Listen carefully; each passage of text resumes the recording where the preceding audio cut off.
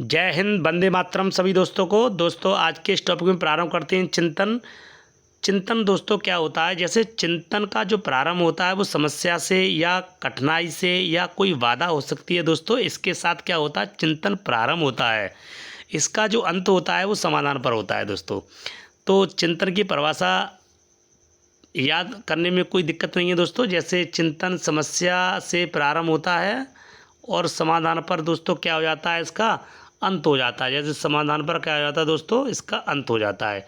तो चिंतन का प्रारंभ कहाँ से होता है, समस्या से, समाधान पर खत्म हो जाता है। तो क्लियर है दोस्तों। एक परिभाषा दी थी रॉस ने कहा था कि चिंतन एक मानसिक प्रक्रिया का संज्ञानात्मक पहलू है, या आप दोस्तों ये कह सकते हो चिंतन का जो चिंतन जिससे जुड़ा रहता है उसे हम संज्ञानात्मक कहते हैं दोस्तों, या चिंतन का जिससे संबंध होता है उसे क्या कहते हैं, संज्ञानात्मक पहलू।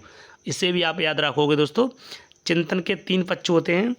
क्रियात्मक पक्ष होता है दोस्तों एक चिंतन का, एक पक्ष भी याद रखना दोस्तों, क्रियात्मक पक्ष। दूसरा जो पक्ष है दोस्तों भावनात्मक पक्ष होता है, दूसरा भावनात्मक पक्ष। तीसरा जो पक्ष होता है दोस्तों वो संज्ञानात्मक पक्ष होता है, संज्ञानात्मक पक्ष। आप याद रखना दोस्तों, 3 पक्ष होते हैं चिंतन के, क्रियात्मक पक्ष, भावनात्मक पक्ष और संज्ञानात्मक पक्ष। संज्ञानात्मक को दोस्तों संज्ञान भी कह सकते हैं या ज्ञानात्मक पक्ष भी कह सकते हैं।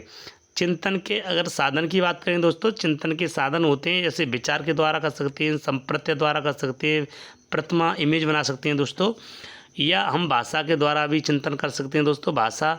या हम बात करें दोस्तों प्रतीक के द्वारा भी चिंतन कर सकते हैं, प्रतीक के द्वारा, या जैसे बिंब के द्वारा भी चिंतन कर सकते हैं दोस्तों, बिंब। तो ये सभी चिंतन के क्या होते हैं दोस्तों, साधन होते हैं। तो क्लियर हो गया होगा दोस्तों कि चिंतन के कौन कौन साधन होते हैं। विचार है, संप्रत्यय है, प्रतिमा है, बिंब है, भाषा है, प्रतीक है, ये सभी क्या होते हैं दोस्तों, चिंतन के साधन होते हैं। आगे दोस्तों चिंतन की अगर विशेषताओं की बात करें तो चिंतन की कौन कौन सी विशेषताएं होती हैं। चिंतन एक मानसिक प्रक्रिया है जो सभी प्राणियों में पाई जाती है। चिंतन सदैव लक्ष्य की ओर होता है दोस्तों। चिंतन के मूल तत्व क्या होते हैं, जैसे प्रतिमा, तर्कड़ा, निर्णय, समस्या समाधान, जिस क्या होते हैं दोस्तों, चिंतन के मूल तत्व होते हैं। चिंतन में हमेशा सम्मिलित रहता है दोस्तों संप्रत्यय। बिना संप्रत्यय के चिंतन नहीं हो पाएगा दोस्तों। जैसे संप्रत्यय क्या होता है, जैसे अपने दिमाग में कोई प्रतिमा बनाना दोस्तों, इमेज बनाना, ये सभी संप्रत्यय होता है।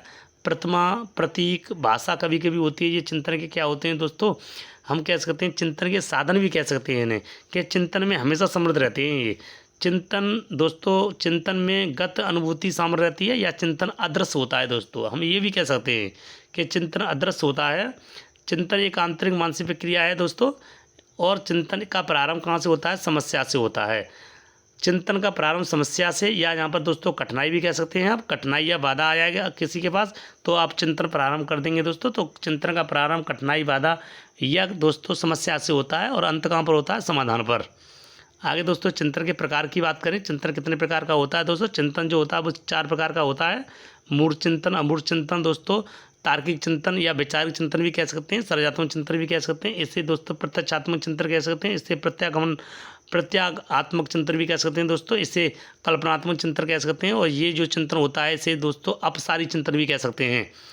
आगे देखें दोस्तों चिंतन के बारे में। चिंतन, मूढ़ चिंतन क्या होता है, जब किसी वस्तु को देखकर चिंतन करते हैं उसे मूढ़ चिंतन कहते हैं। जैसे आँख के द्वारा देखें, या हम कान के द्वारा सुने दोस्तों, या नाक के द्वारा किसी को महसूस करें, जीभ के द्वारा या त्वचा के द्वारा, ये सभी चिंतन कैसे होते हैं, मूढ़ चिंतन होते हैं। या हम ये कह सकते हैं कि जब किसी वस्तु को देखकर चिंतन करें दोस्तों तो उसे हम मूढ़ चिंतन कहते हैं। जैसे दोस्तों अमूढ़ चिंतन की बात करें, अमूढ़ चिंतन क्या होता है। अमूढ़ चिंतन में जब किसी वस्तु को बिना देखे हम चिंतन करते हैं दोस्तों, उसे अमूढ़ चिंतन कहते हैं। अब बिना देखे जैसे बिंब के द्वारा प्रतीक बना लें या प्रतिमा बना लें, प्रतीक बना लें दोस्तों, इसके द्वारा हम चिंतन कर सकते हैं, अमूढ़ चिंतन। कल्पनात्मक चिंतन क्या होता है दोस्तों। कल्पनात्मक चिंतन में किसी समस्या का समाधान हम कल्पना के द्वारा करते हैं तो इसे कल्पनात्मक चिंतन कहते हैं। सृजनात्मक चिंतन की बात करें दोस्तों, जैसा चिंतन जो सबसे हटकर हो, मौलिक हो, नवीन हो, दूसरे के जो कहते हैं दूसरे से बिल्कुल हटके हो दोस्तों, तो इसे सृजनात्मक चिंतन भी कहते हैं, कि एक जैसा नहीं होना चाहिए चिंतन। जैसे अगर बात करें, जैसे दोस्तों अपसारी चिंतन का जो संबंध होता है वो सृजनात्मक चिंतन से होता है। अभिसारी जो चिंतन होता है वो तार्किक चिंतन से संबंध होता है। इसका तार्किक से दोस्तों, तार्किक चिंतन से इसका संबंध होता है। चिंतन के सोपान की बात करें दोस्तों, चिंतन का समस्या का कहते हैं, चिंतन के कौन कौन से सोपान होते हैं। चिंतन का समस्या का आकलन करेंगे सबसे पहले, और तत्व संबंधित करेंगे दोस्तों, निष्कर्ष पर पहुंचेंगे और निष्कर्ष का परीक्षण करेंगे या प्रमाण देंगे दोस्तों। इसे कहते हैं ये चिंतन के 4 क्या होते हैं दोस्तों, सोपान होते हैं। आगे देखें दोस्तों, आगे दोस्तों अगर बात करें तो चिंतन के क्लियर हो गया होगा दोस्तों आपको।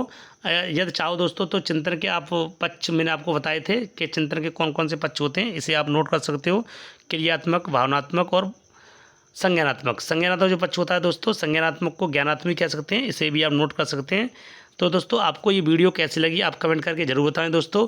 ऐसी वीडियो देखने के लिए दोस्तों आप हमारे चैनल को सब्सक्राइब कर सकते हैं। तो जय हिंद, जय भारत।